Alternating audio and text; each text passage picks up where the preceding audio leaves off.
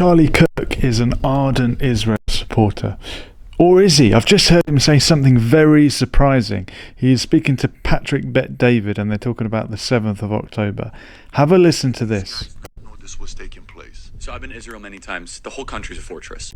When I first heard this story, I still had the same gut instinct that I did initially. I find this very hard to believe.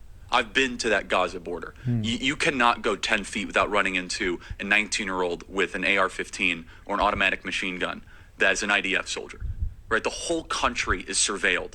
And so let me just kind of go through this. We don't talk about Israeli politics very often, and most Americans don't know this. The last 9 months, Israel was on the brink of civil war. It's not an exaggeration. This judicial stuff, there were hundreds of thousands of Israelis taking to the streets because Bibi Netanyahu was basically redefining the Israeli constitution. That's not an exaggeration, right? He said the judicial branch has too much power. There were protests planned this week against Netanyahu, where they anticipated tens of thousands of people to take to the streets. That's all gone, Patrick. Netanyahu now has an emergency government and a mandate to lead. I'm not willing to go so far that saying that Netanyahu knew or there was intelligence here, but I think some questions need to be asked. Was there a stand down order?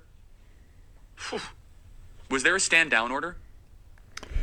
Was there a stand down order on the 7th of October? When I took a helicopter ride from Jerusalem to the Gaza border, it's 45 minutes.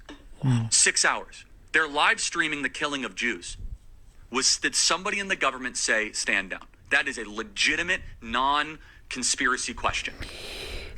Just asking questions. I say he's an Israel supporter. Is he still an Israel supporter? He probably is, but maybe he's not a Benjamin Netanyahu supporter, and one does not equate the other. And isn't that what leaders do when they're struggling for popularity?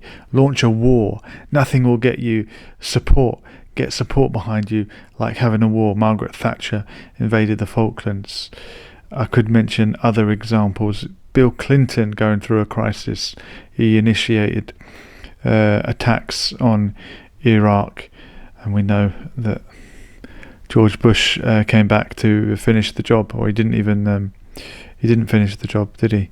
Well, George Bush Sr. attacked Iraq. So did Bill Clinton.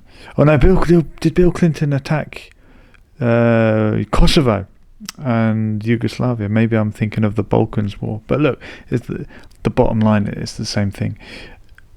Crisis at home, have a war abroad, and get the support behind you. So that's Charlie Kirk going down the conspiracy theory route of possibly advanced knowledge on October 7th.